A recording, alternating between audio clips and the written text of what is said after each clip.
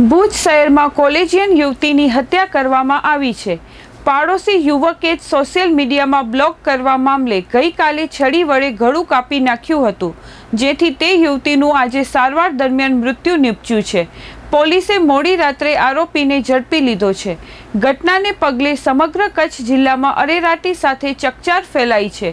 ભુજ શહેરની ભાગોળે આવેલા airport ring road નજીક સંસ્કાર સ્કૂલ એન્ડ કોલેજના સંકુલ બહાર સાક્ષી ખાનિયા નામની યુવતી હોસ્ટેલ જવા નીકળી હતી। એ દરમિયાન ગાંધીધામના શખ્સ મોહિત મુરજી સિદ્ધપરા તેના મિત્ર સાથે બાઇક પર પહોંચ્યો હતો અને યુવતીને મળ્યો હતો, જ્યાં તેણે યુવતીને કહ્યું હતું કે તે મને શું કામ બ્લોક કરી દીધો છે, જેના પ્રત્યુત્તરમાં યુવતીએ કહ્યું હતું કે મારે તારી સાથે કોઈ પણ વ્યવહાર કે સંબંધ રાખવા નથી। આમ સાંભળતા જ યુવક ઉશ્કેરાઈ ગયો હતો અને પોતાની પાસે રહેલી છરી બહાર કાઢી યુવતીના ગળા ઉપર ઝીંકી દીધી હતી। આ દ્રશ્ય જોઈ તેના મિત્રએ વચ્ચે પડી છોડાવવાની કોશિશ કરતા ક્રોધમાં રહેલા આરોપીએ મિત્રને પણ પીઠના ભાગે છરી મારી દીધી હતી। બંને જણાને ઈજા પહોંચાડી લોહી લુહાણ કરી દેતા યુવક બાઇક મૂકી ઘટના સ્થળેથી ફરાર થઈ ગયો હતો। આ ઘટનામાં ઘાયલ યુવતીને શાળા સંચાલકો દ્વારા ખાનગી વાહન મારફતે તાત્કાલિક ભુજની જીકે જનરલ હોસ્પિટલમાં ખસેડવામાં આવી હતી, જ્યાં નિષ્ણાંત તબીબો દ્વારા તેની સારવાર ચાલી રહી હતી।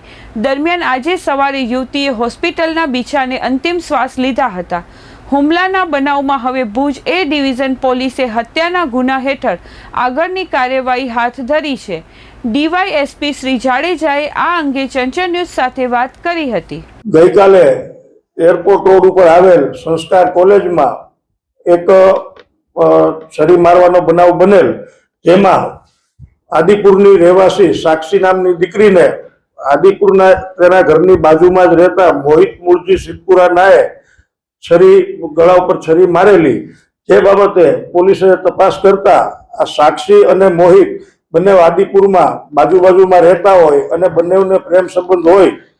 ગઈકાલે આ મોહિતે સાક્ષીને ફોન કરી અને પરત ગાંધીધામ આદિપુર આવી જવા જણાવતા આ દીકરી સાક્ષીએ ત્યાં આવવાની ના પાડેલ અને હવે ફોન નહીં કરવા જણાવેલ અને એનો ફોન આવેલ એ બાબતે એના મમ્મીને વાત કરતા એના મમ્મીએ એવું જણાવેલ કે એનો ફોન બ્લોક કરી નાખ, જેથી આ સાક્ષીએ મોહિતનો ફોન બ્લોક કરતા મોહિત અને તેનો મિત્ર જયેશ જયંતિ ઠાકોર બંને મોટરસાયકલ લઈ આદિપુરથી આવેલ અને સંસ્કાર કોલેજ ખાતે આ દીકરીને મળેલ અને ત્યાં આવવા એને સમજાવતા દીકરીએ કોઈ પણ સંબંધો નહીં રાખવા જણાવતા આ મોહિતે ઉશ્કેરાઈ અને સાક્ષીને ગળા ઉપર છરીનો ઘા મારેલ અને એને તાત્કાલિક હોસ્પિટલે લઈ જવામાં આવેલ।